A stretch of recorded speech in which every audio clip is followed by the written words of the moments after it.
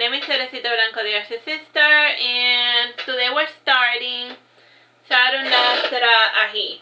Like Ahi is like the last book of the Saturnastra series. While it's the last book that I had yet to read, so sit back and enjoy. Chapter 1, Petite Malice. Location: the continent of Bersame, region of Verona, in the township of Praga. The township of Praga was an important rest town for the berserkers and lords and masters of the continent of Bersame. The township was 10 miles between the berserker capital of Veragero and 20 miles from the elf forest of Gremir. And for now how the township looked like any regular town. It was barricaded on the left and right by a forest, and the main road sliced the town in two, connecting Veragero with the elf forest. And only the main road was made of stone, and the rest were dirt roads which dated as far back as the founding of Praga. The houses on the left were made of humble wood, and the lefties were subsistence farmers and their fields dug into the very heart of the forest, and those on the right were made of fancier pine and granite. And the right distributed wood and stone with the occasional berserker visitor, and in the right one of the houses stood out above the rest. A five-story high manor made of granite, stone, and pine, and it had been the first building made in the region, and at the time it served as an inn, and now it served as the home of the mayor. And in times of war they used to get visited often by the berserker, and in times of peace the berserkers rarely passed by, and for the last 10 years the town had been suffering from age and poverty. And many of the houses now looked broken down or were abandoned, and in the first year the townships tried trading with other towns. However, their remoteness made trips too expensive, and an unusual cold winter caused the first great famine that the town had ever experienced, and the famine had been so horrible that many had resorted to cannibalism, according to the rumors. Other braver souls survived by hunting animals in the forest, and even on the 7th year the townspeople discovered why the berserkers kept warning them from entering the forest which surrounded the town. That forest was a breeding ground for feral dragons, and the average female feral dragon weighed 5 tons and was 17 by 9 meters in size. And they were fat and had chubby legs and arms, and the tiny wings were just for show. And the male dragons were smaller, weighing only 1.5 tons, and their size was less than 9 by 20 meters. And unlike the females, they were wingless, skinny, and snake-like. And they had also long catfish-like whiskers, and both the male and females had thick yellow mane, and their scales were emerald green. And all feral dragons had small opposable thumbs. And these thumbs allowed them to grab items and make tools like the noble ape-men. However, due to their progress, they never felt the need to make any rudimentary weapons like spears or swords. And all the opposable thumbs were unique to feral dragons, and this was but a hint of the massive intelligence of these so-called feral creatures. And this made their feral name quite misleading. And they were one of the few legendary beasts Bersame had failed to tame, ergo they were called feral dragons. But it's not like they're like feral, nobody was able to conquer their souls. The feral dragon's main diet consists of deer, antelope, granite, stone, moss, oak, and the occasional humans. Feral dragons usually mate once every 5 to 10 years in the spring, depending on the availability of food, and on average all dragonets take 13 years to form, and they take another 7 to hatch. Though they vary in color and texture, all dragonets were about the size of an adult human male's head. And feral dragon younglings tended to develop faster than most dragons, and younglings reach adult size just 2 years after hatching. And during that time, younglings must be fed large quantities of food, and dragon mothers live off their stored fat, focusing all their energies in feeding their young. If not fed correctly, the younglings will overpower and devour the adult mother, according to the rumors. Leaving the younglings to starve wasn't an option for feral dragon mothers. And when they reach adult size, dragonlings still depend on their mothers to hunt for them until they become 4 years old. And when they reach that age, mother and child part way, though they still preserve their bonds. And should the child ever get in trouble, its mother will come to its aid, regardless of how old they are. Despite their size, the feral dragons move silently to the forest, and the berserker hunters who study feral dragons marvel at their mobility. And stealth was second nature to them, and thanks to their camouflage, people only become aware of the dragon's presence when it is too late. And most feral dragons keep to themselves, and whenever a human would get near them, they would simply camouflage their massive frame, and thus have provoked the ire of the dragons by attempting to steal their favorite egg, were never heard from again.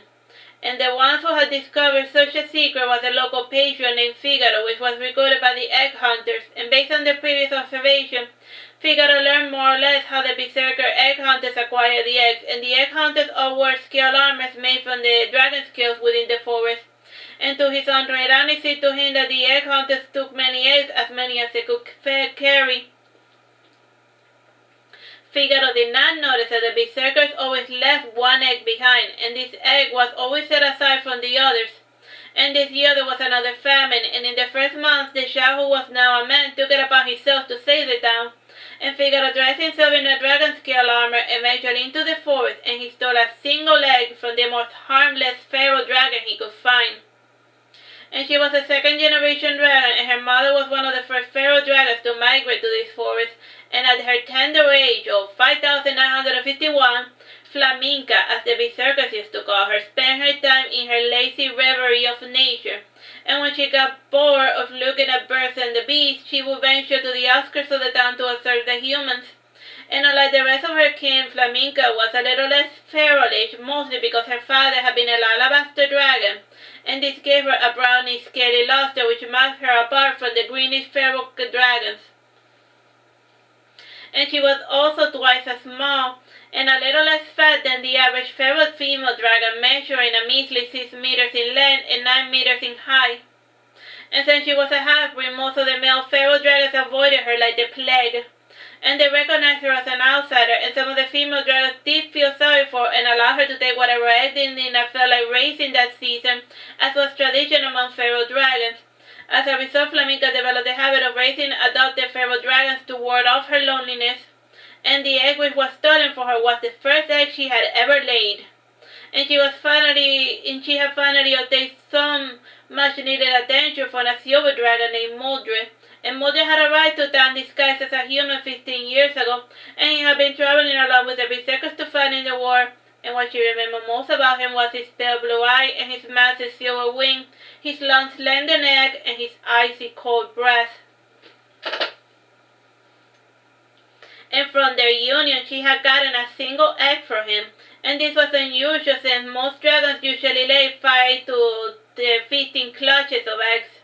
And the day the egg got stolen, Flaminka was counting leaves, and Figaro had enough common sense to make the armor out of Flaminka's far discarded dragon scales, and therefore Flaminka did not smell Figaro coming, though she heard some odd noises near her nest. And twice did she return to check up on her nest, and twice did Figaro flee, however necessity urged him on, and eventually Figaro did manage to steal the dragon egg, and he did not reveal his theft to the townspeople for months, and when he first certain that the dragon was not coming back for the egg, he showed his people that his find, and the ill-fated egg was paraded to the town, and its round, hard, brownish surface became a beacon of hope for Praga, and an expedition was formed of 50 strong men from the village, and together with Figaro they left towards Veragheron to sell the dragon egg. As for Flaminka, it took her a week to notice the theft, and at first she thought she had moved the egg, and after searching for it all over the forest for 5 months she realized that her egg had been stolen, and she took to attacking other pharaoh female dragons, imagining that they had stolen her egg, and after forcefully checking every nest and every newborn, Flaminka resigned herself to the loss of her egg. On this day, the town was vibrant, filled with expectation, and a party of 10 from the original expedition had returned home with the news of the egg. And the mayor Thomas, a corpulent man of 50, was the first to greet the party, and raising his hand in the salute, he said, "Welcome back, took you long enough, and what's the food?" And the man riding up ahead of it jumped off his horse and hugged the mayor, and unable to sit still, he removed his riding coat and hat, and Mayor Thomas' face illuminated when he saw the face of his eldest son, Figaro. And the mayor passed his hand over his ever-balding head, and taking the reins of the horse, he led his son back to the manor. And the other 9 just smiled at each other, not desiring to break such a candid reunion. And in the old days the mayor had been splendid, and now instead of pelleted carpets and sandalwood chairs, the mayor sat his son in a humble wooden chair, and his wife sat close to a small fire knitting, and the second Figaro stepped within. His blind mother said, "Figaro, you return." And Figaro walked over to his mother, and he kissed her fragile, wrinkled hand, and his mother's mouth showing the few teeth that still remained.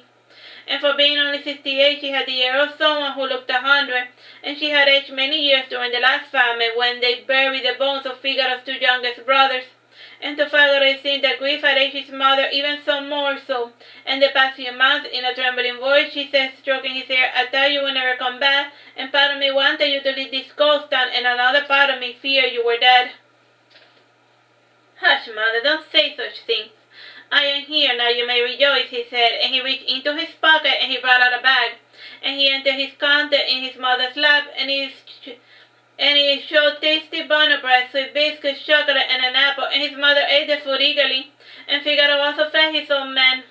And after eating, Mayor Thomas asked, and was there any money left after the food purchases? Plenty, said Figaro, jiggling a bag of coins. And taking one of the coins, he placed it in his mother's hand, and then he said, feel this, mother? And this is money, and there's more where that came from, and we made a big mother, and so it took so long. And the mayor dragged the wooden chair across the dusty floor and sat before his son, and then he said, go on, tell me everything. Later, father, I want to rest from my weary travels, and tonight when the rest of the food and supplies arrive, we shall have a banquet in the manor. And then Figaro said to his mother, Mama, I bought you so many nice things, now you won't have to walk in rags ever again. You shouldn't have, honey, she started saying when her husband interrupted her. Come on, Marty, don't deflate the boy. And tonight let's party from dusk till dawn, said the mayor excited, and Figaro and Molly simply smiled, seeing that the mayor's joy. Alright, so that's the end of chapter 1 over here. Bye bye and God bless.